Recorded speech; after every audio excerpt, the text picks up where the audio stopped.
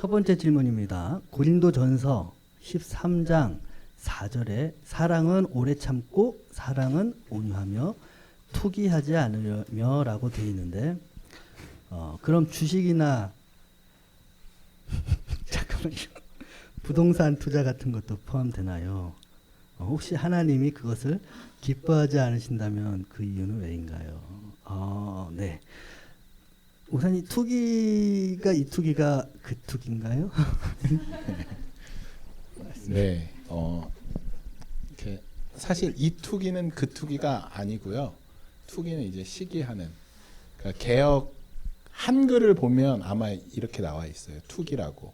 그런데 개역 개정판을 보면 아마 투기가 아니라 이제 시기 뭐 이런 것들로 나와 있습니다. 그래서 이제 뭔가 투기를 한다 이런 거는 아니지만 그래도 우리가 이 문제에 대해서 함께 고민해 볼 필요가 있다라는 생각이 들어요. 우리 그리스도인들이 주식을 하거나 부동산 투자를 하거나 이런 것들이 괜찮냐, 해도 되냐, 이런 질문은 좋은 질문 같다라는 생각이 듭니다.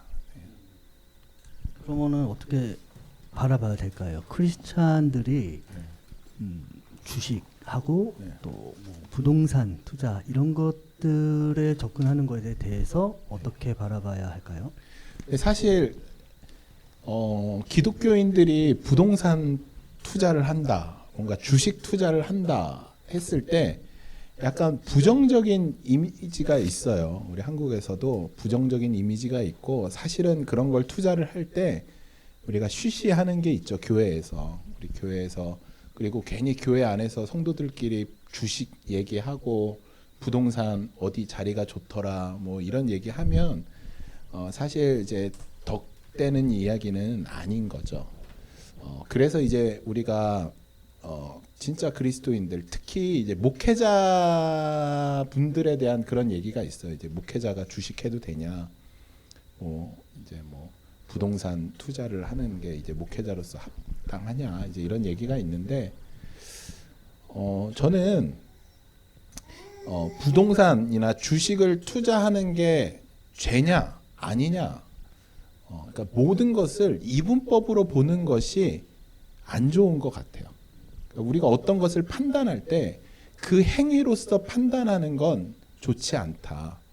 부동산 투자를 하거나 주식 투자를 하는 것이 하나님이 기뻐하실 수 있고 기뻐하지 않을 수 있다라고 우리가 생각할 수 있죠.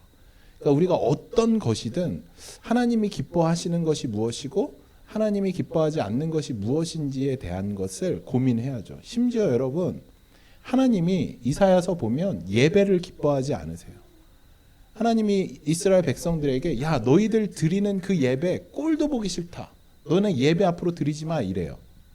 그러니까 예배도 하나님이 기뻐하시지 않을 수 있다라는 거죠. 그러니까 우리가 어떤 문제에 대해서 그거를 꼭 선과 악으로 이분법적으로 보는 것은 위험하다. 그렇다면 무엇으로 봐야 되는가? 이제 그런 고민이 있죠. 우리가 이제 지난주에도 말씀했죠. 하나님 그 마음의 중심을 보신다라는 것이에요.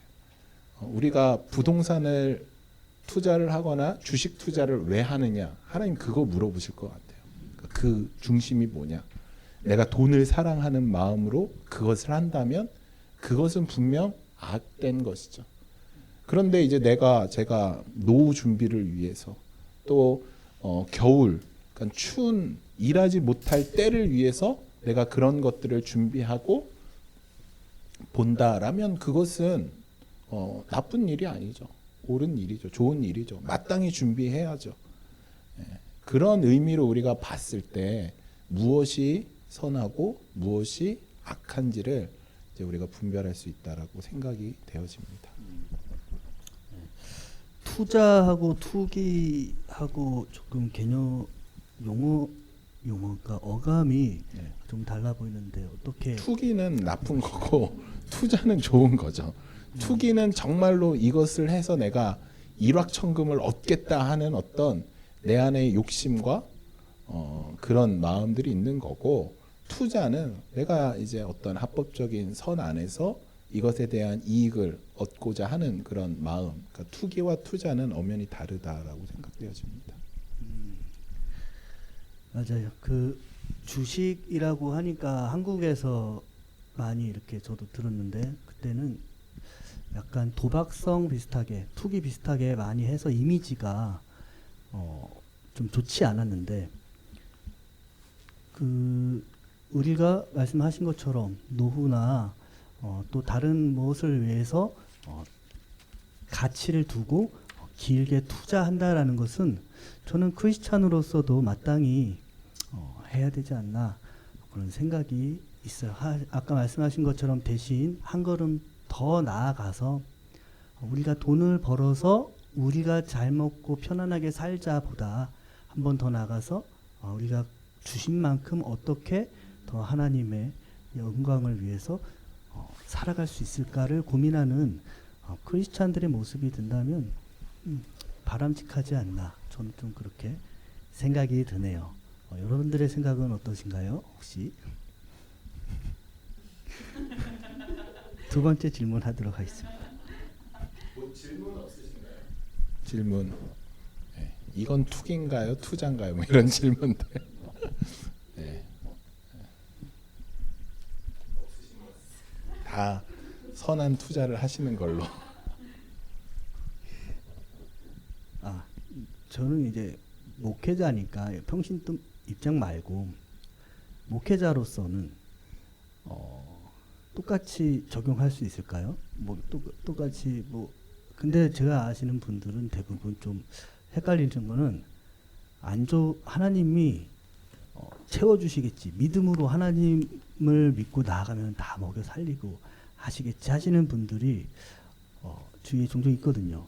근데 그 말을 들으면 또 그렇게 그건 맞는 것 같다가도 그렇게 맞는 것 같다가도 또 이 세상에서 우리가 건전하게 투자를 통해서 우리가 노후를 준비할 수 있는 방법이 있는데 그걸 안 하는 것도 또 어떻게 생각해 보면 맞지 않는 것 같고 이런 생각이 들거든요.